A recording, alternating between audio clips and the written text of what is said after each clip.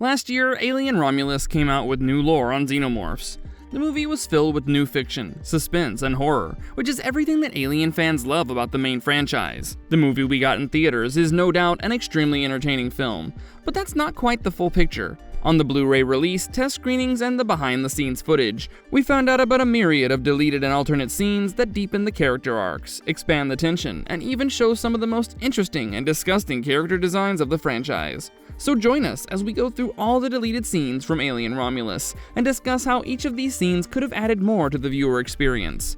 Before we go into our explanation, we have a very small request. If you like our content, please support us by subscribing to our channel. This is a small click for you, but for us it means a lot. Thank you. Let's begin.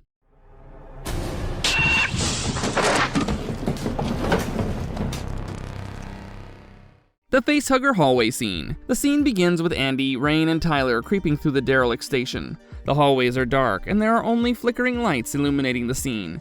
This happens right after Andy, Rain, and Tyler decide to raise the temperature of the room in the hopes that they can remain hidden from the facehuggers, who attack based on heat signatures. Rain leads the way with her boots crunching over shards of glass and debris. Andy and Tyler are both trying to move behind her, as quietly as possible, hoping not to stir what seems like half a dozen facehuggers all scattered inside the room.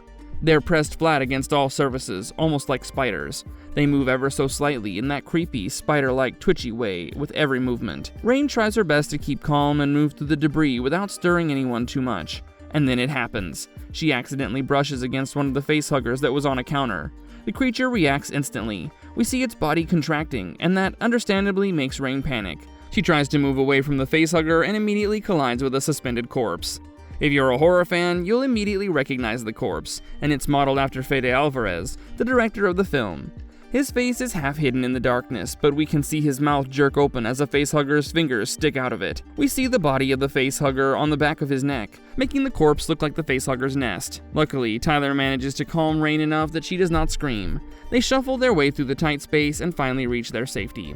This scene is completely packed with tension. The sound design is mostly muted heartbeats, and the sound of the survivor's breathing is enough to send shivers down your spine.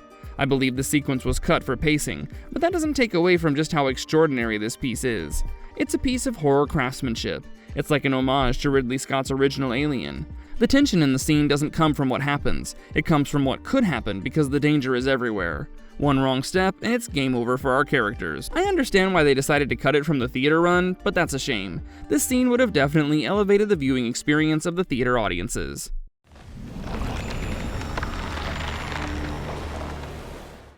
Bjorn's death scene. A lot of fans were shocked by Bjorn's death in the film. It came out of nowhere and left everyone wondering how this could be. But then, as you dive deep into the deleted scenes, you'll find out that Bjorn was supposed to have an alternate death scene. In this cut, Bjorn finds the cocoon structure pulsating softly with its surface slick with mucus. The set design is absolutely grotesque. You can see piles of half-digested human remains around the cocoon structure, and the visuals are so visceral that you can almost smell the rot of that scene. Bjorn decides that he's going to prod the surface with the electric taser stick on full blast. As the acid blood drips out of the cocoon, this time Bjorn steps aside, not getting burnt.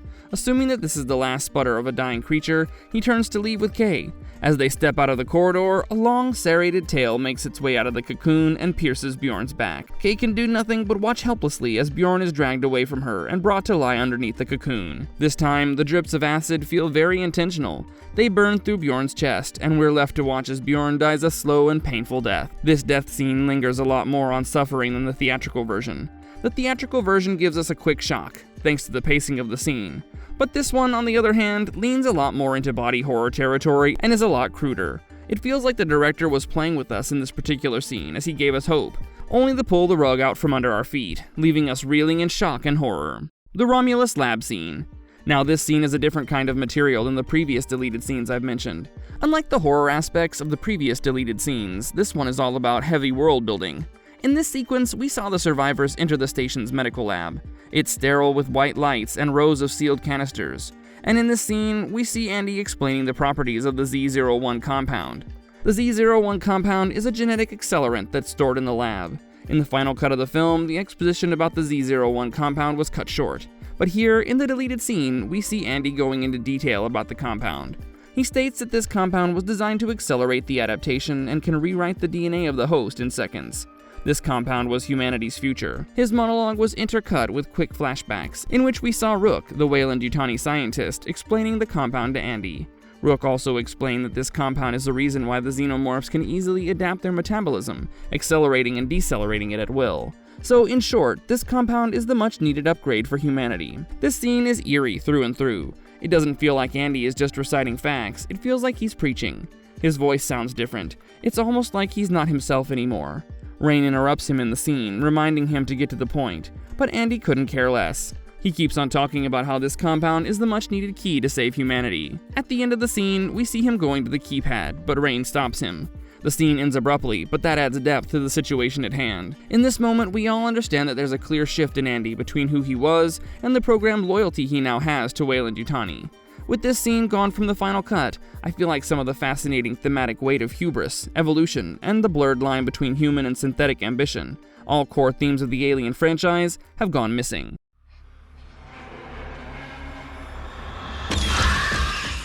Hive's first contact. The Hive encounter was one of the most interesting scenes from Alien Romulus overall, but did you know there was an alternate and subtler take on it? So in this deleted scene, we saw Andy, Rain, and Tyler sneak into the Hive to search for Kay. All over the walls, you see organic pulp and resin, the alien structure completely dominating the entire shot. The camera follows the characters in tight, handheld shots, which simply increases the sense of claustrophobia. Amidst it all, Tyler suddenly notices something. The camera looks up, and we see a xenomorph clinging to the wall. Its body is completely hidden by the shadows. The visual is terrifying, and you can feel the fear. Tyler wants Rain to know that if she shoots at the creature and injures it, the acid blood will kill them all.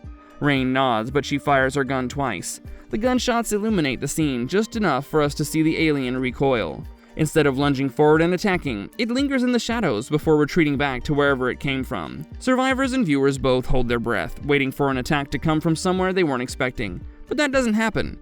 Breathing a sigh of relief, the survivors immediately start to pull back. Despite the incomplete CGI and the alien animation being stiff, the scene is absolutely terrifying. There's a psychological aspect to the scene that's truly impeccable. The scene was probably cut due to pacing, but if it hadn't been cut, this scene would have emphasized the dangers of xenomorphs even when they don't attack you. The Offspring's transformation. Up till now, all the scenes that I mentioned, despite being interesting, I totally understand why they deleted them. But this scene? Oh god, am I mad that they deleted it. I'm a big fan of body horror, so this Offspring transformation sequence, in my eye, is epic. Sadly, we don't get to see that full epic transformation on screen. So in the film, we can see that the tail is growing to a degree, implying that the body is transforming. But in the deleted scene, we actually see a lot more changes in the Offspring's body. We saw its body contorting in different ways, bones cracking under the skin, and the back of its head also grew in length, elongating, much like the horrific xenomorphs we've seen so far. Tubings dripping with fluid would come out of his back and cover his shoulders. When Rain used the egg to burn a hole in the hull, both Rain and the Offspring got blown into space. In the movie, we saw the Offspring breaking her helmet, but actually, the scene was supposed to be all about the Offspring's final transformation. We were supposed to see his face with the edges and the skin all ripped off. More of its body was supposed to be revealed, and in a grotesque scene, we were going to see all of its skin fall off, along with its face, finally revealing the adult xenomorph. While none of this footage ever made it into the scene, you can find the concept art about this transformation online. The sequence was supposed to be Fede Alvarez's take on the xenomorph's evolution and transformation throughout the fight until he was killed. The concept of the scene was a bit too grotesque for the test audiences, and studio executives felt this scene was not necessary. So, sadly, it didn't make the cut. Even though the official scene never happened, this scene has quite a fandom because fans believe it would have rivaled some of the most disturbing sequences in the franchise's history. Inspiration from Alien's deleted scene. Even though this scene that we are about to discuss is not a deleted scene from Romulus, it was actually inspired by a deleted scene from Aliens. So, as most of you know, in James Cameron's films, there was supposed to be a scene that showed the children of Hadley's Hope riding tricycles through the colony hallways before disaster struck. This scene was originally cut from the film, only to be restored in the special edition. Seeing that scene, Alvarez wondered what would have happened if those children had survived and grown up in the shadows of Weyland-Yutani's ambition, only to end up facing the same nightmare after they grew up. This concept, with some time, ended up becoming Romulus. The young colonists we follow in the film represent those lost futures. This connection is fascinating, and in a way, shows how just a small fragment from Aliens could ripple decades later into a whole new installment in the franchise. If that isn't cool, I don't know what is.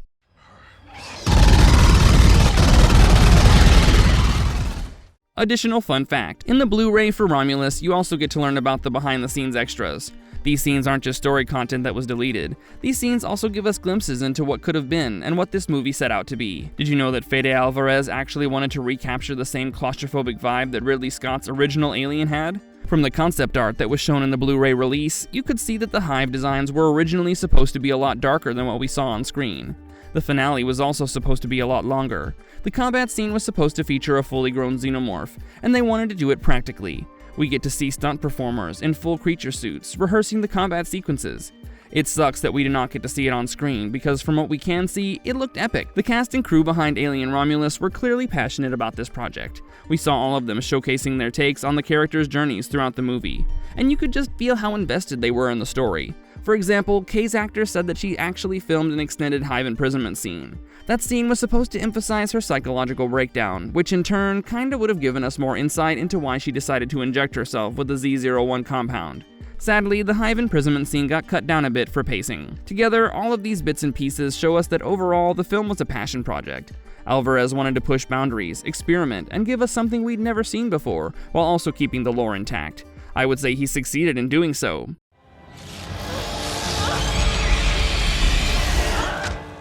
Marvelous verdict.